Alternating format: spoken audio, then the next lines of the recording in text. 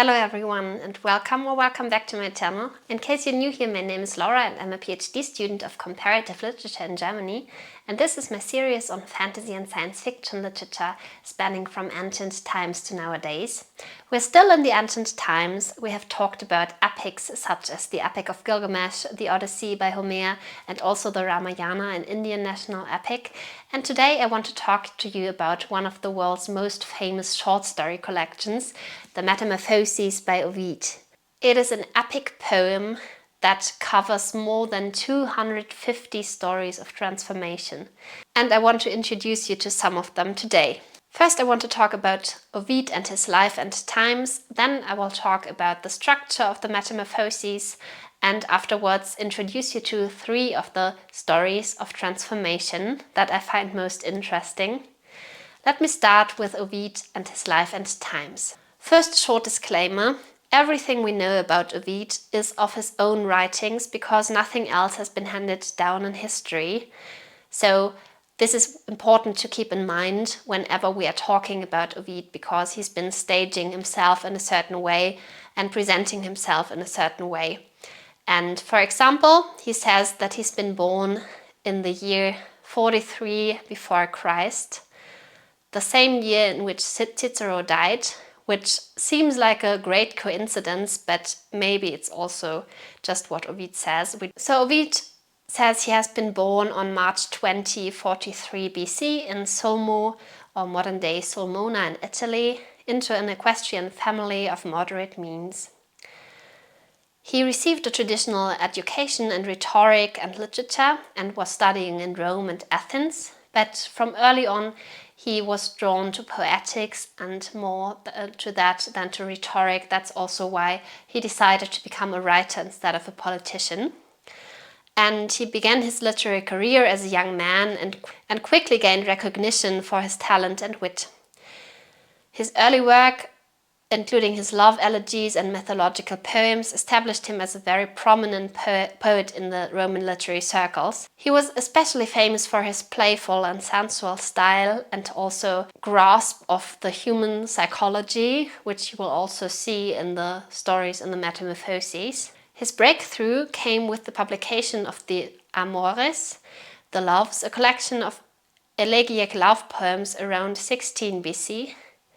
And this was followed by the Heroides, or in English heroines, a series of fictional letters from mythological heroines to their absent lovers, showcasing Ovid's skill in giving voice to female characters.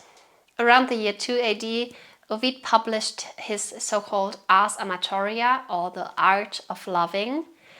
It was some kind of a self-help book for men and women to learn how to make themselves desirable and also how to gain the attention of a man or a woman and how to flirt. There are aspects in it topics such as not forgetting her birthday, letting her miss you but not for long, aspects such as these. And this will play a role in a second. In 8 AD, Ovid's career reached its highest point when he was publishing the Metamorphoses, which was this huge collection of transformation stories, which we'll talk about. It solidified his legacy as one of the greatest poets of classical antiquity.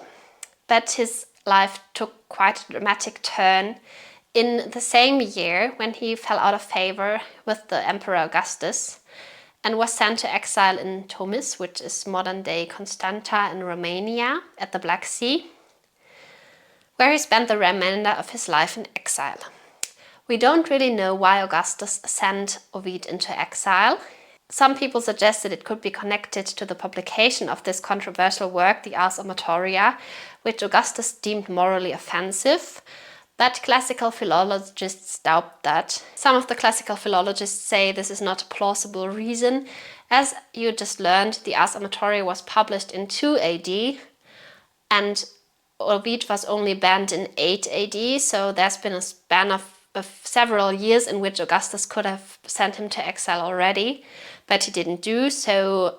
It is possible that Ovid witnessed something forbidden, like a political scheme or any kind of moral misconduct, maybe even both, but it is unknown to us and we can only speculate because There is nothing written down about that anywhere. But despite his exile, Ovid continued to write, and he died in Tomis around 17 AD, never having received permission to return to Rome.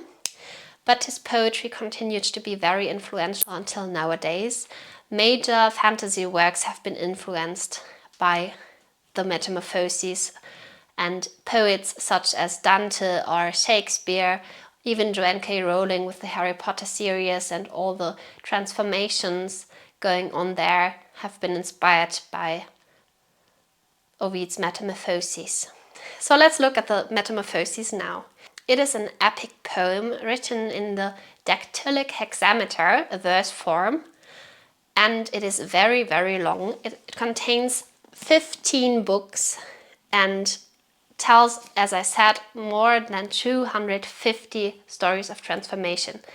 And it spans from the creation of the world to the deification of Julius Caesar, and presents a kind of mythological history of the world. But what is very nice is that the stories are not arranged in a strict chronological order. Instead, Ovid often uses thematic or associative connections to transition from one story to the next.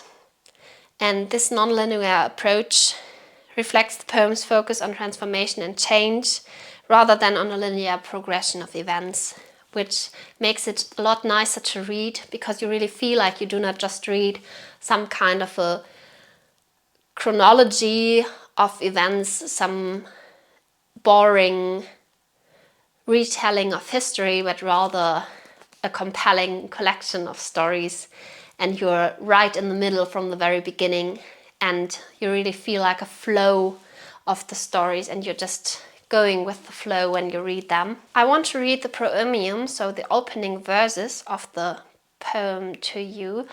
Please excuse if I'm not able to read it perfectly in the hexameter form, the dactylic hexameter, but I will try my best. In nova fert animus mutatas dicere formas, corpora di coptis namvos mutastis et illa aspirate meis primaque ab origine mundi, ad mea perpetuum deducite tempora camen. If you don't know Latin, you probably didn't understand anything, so that's why I also read it in English. My spirit prompts me to tell of forms changed into new bodies. Gods, lend your aid to my attempts, for you have changed them into that too. Breathe upon my undertakings, and from the first origin of the world, lead my poem continuously down to my own time. We learn two things from this Prooemium. The first thing is that the gods are the ones who cause the transformations happening in the stories. The second thing is that Ovid asks the gods to support the continuous flow of his stories, which we actually see when we read the stories themselves, like they flow from one story into the next. Sometimes the protagonist of the next story just gets born. Sometimes a narrator is reminded of another story, another person, and then this person gets introduced, and really it's just a very natural flow of things. That's what it feels like to me. There's very major stories that most people know, such as Daedalus and Icarus, Orpheus, who is missing his wife Eurydice. We have Pygmalion. We also have Narcissus. We have even the Trojan War in it. We have Hercules. We have Apollo and Daphne, Pyramus and Thisbe. So there's basically every story that you can think of from ancient times that's been written down by Ovid in a very compelling way. And he has a very special take on the story. Sometimes things feel a lot more dramatic than when you read about them in other stories. But the nice thing is that the stories are so different and they show so many different facets of human and even God psychology that you really realize that Ovid doesn't condemn anyone for any moral deed. Of course, the transformations often happen in order to teach someone a lesson and also to showcase that to others and to demonstrate what happens when you behave immorally. cases of rage and revenge and hybris. All of these things lead to problems and also lead to transformations, but there's also other reasons for transformations, and also the gods do not always act morally perfect. That's what I will talk about in a second. Let us now switch to the stories that I want to talk about.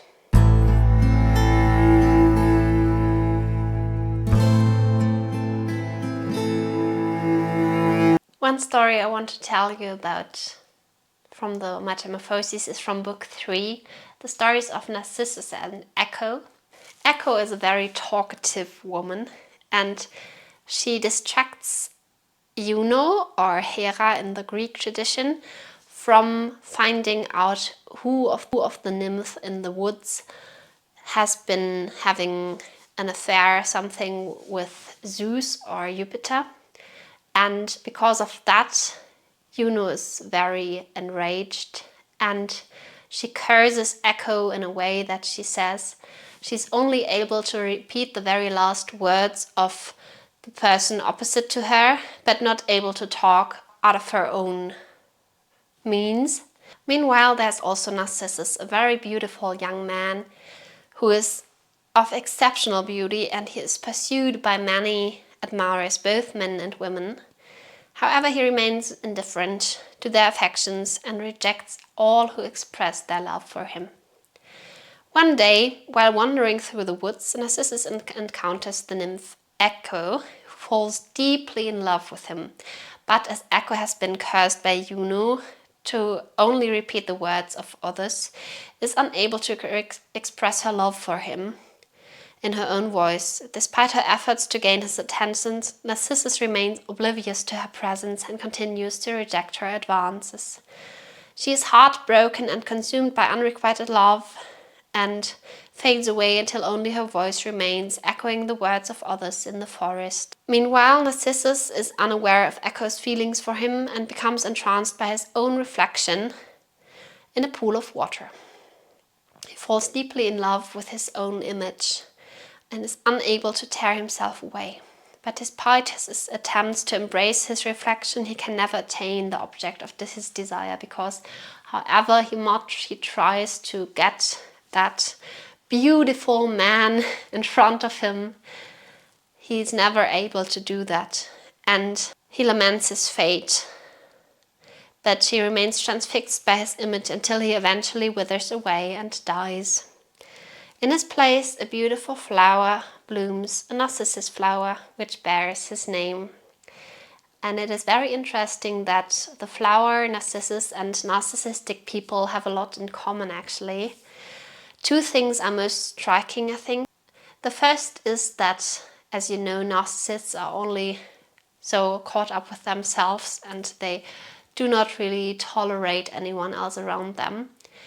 And the same goes for the flower, because the parts of a narcissus are toxic and you cannot really touch them with your bare hands, and I think that's a really interesting analogy.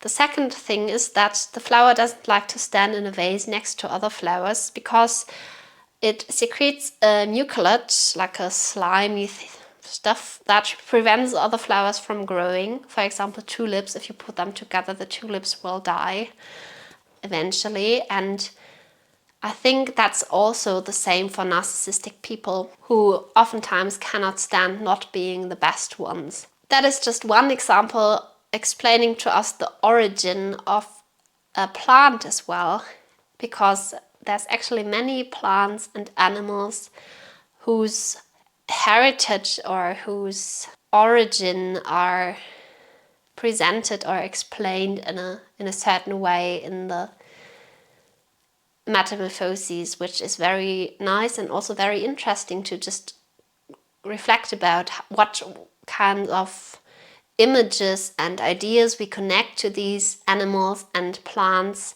when reading about them, also in poetry or in novels, what kinds of images they create, how they are used as symbols, as metaphors. That is something to reflect further on, and that's what Ovid invites us to do. This episode I want to talk about is from the 6th book, the first story. It is the story of Arachne. Arachne is a mortal weaver and she is very proud of herself. She says her weaving skills even surpass that of the goddess Athena, and she even challenges Athena to a weaving contest. Athena is offended by this boastful behavior of Arachne and agrees to weaving contest. So both of the women weave beautiful tapestries that are very different from each other.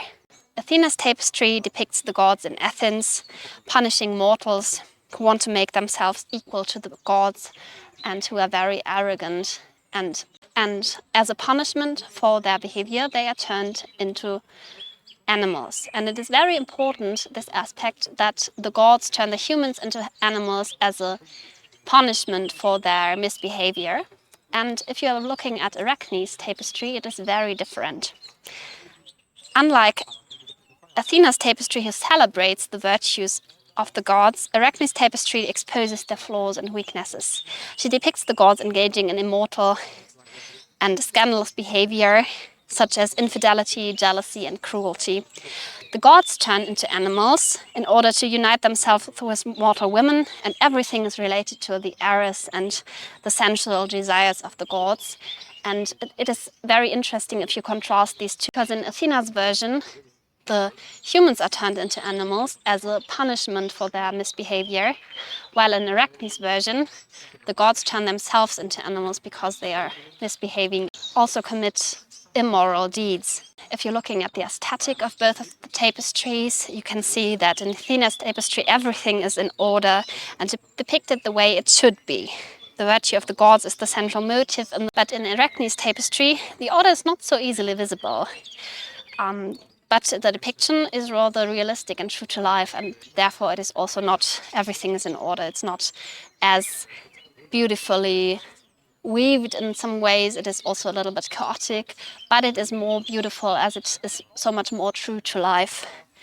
And Athena has to recognize that Arachne's skill is better than her own, and she is very, very mad about that. She's so mad that she even becomes full of rage, and Arachne is so devastated about that she says she wants to hang herself, and she already puts the rope around her neck when Athena has pity with her and decides to turn her into a spider. This turning into a spider, it's interesting because it shows that in a way Arachne is condemned to weave for the rest of her life, for the rest of eternity maybe even, and she always has to weave, and that's also very suiting that she's turned into a spider, therefore. But it's also interesting to see that it's been the idea of Athena to turn her into a spider out of pity, because she felt with her and she didn't want her to die, but really rather to save her. And it is also interesting, the whole behavior, because usually in the Metamorphoses you see that a human is punished for something that he's done and some immoral deed, and the gods want to teach them a lesson and therefore turn them into the animals that suit them the best, or that express their whole identity, their whole being the best way. But in this case, Athena was already enraged before Arachne even did anything, because she was so prideful and so arrogant in a way, that Athena was really challenged already, and I think she decided to punish her even before she agreed to the weaving contest. And this is turning the things around a little bit. That's really interesting because it also supports that idea that the gods are not as moral and perfect as they present themselves to be often. And that's why I really like Arachne's story. I also really love the way and the idea how humans and gods create art, how that is different, and the depiction of that is also really, really beautiful. I really recommend looking into that story because I think it's one of the most beautiful stories that Ovid tells in the Metamorphoses. The episode I want to introduce to you now is called The Lycian Peasants, and it's from the 6th book of the Metamorphoses, and it tells the story of Leto, or Latona in the Roman tradition, who was banished to the island of Delos. There she gives birth to her children Apollo and Diana, and after that she flees to Lycia, which is a region in Asia Minor, together with her newborns. And she is completely exhausted after a certain time, and she comes across a lake where there are farmers collecting rushes and reeds, just as you can see here. And she asks them very politely whether she can have a drink from the pond, and they deny her this, although she's very polite and expresses her problems very explicitly. But instead of helping her, they even stir up the mud from the pond and don't help her at all. They make the water even undrinkable to her. And after that, this really ignites Leto's wrath, and she decides to turn them into frogs. And there's a very onomatopoetic verse in the epic that I want to read to you now because it's so nice. It goes like this: Quam vis sint sub aqua maledicere temptant. In English it's called Although They Are Underwater they attempt to insult her. So this expresses that the farmers don't even stop insulting her, although they are already turned into frogs, although the metamorphosis already turned them into frogs. And if you say sub agua, it even sounds a little bit like quack, quack, so like the frogs.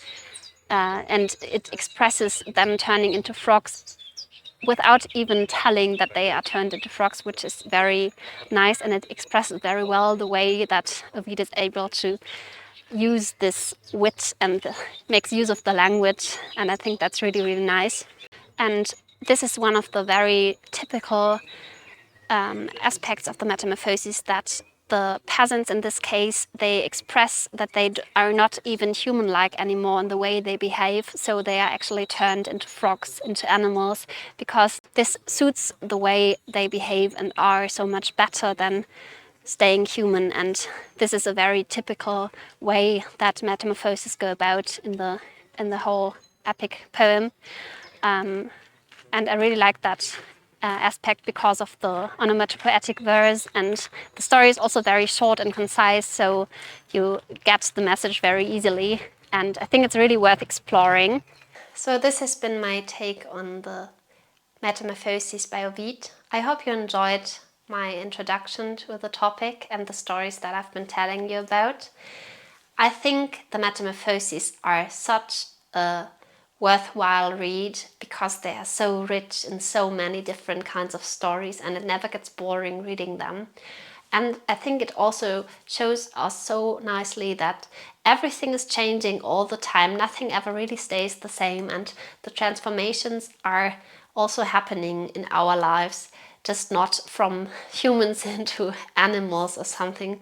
Ovid shows us that everything is changing all the time, and that we have to be open to that and also embrace the beauty of imagination, of storytelling and narratives, and just go with the flow, just as his stories show. And it's such a wonderful short story collection in a way that I highly recommend giving it a try. Try to find a good translation if you don't want to read the Latin text. It's also worth looking into the Latin text if you're able to read Latin.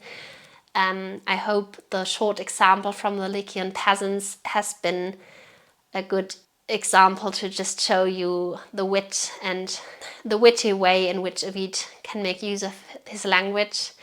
If you enjoyed the video, please consider subscribing to my channel. You could also write down in the comments what is your favorite metamorphose. It's been great fun for me to create the video. I hope you enjoyed it. You can also check the info box for more information and my literature series that I will link as well. I hope you have a lovely day and see you in my next video. Bye bye!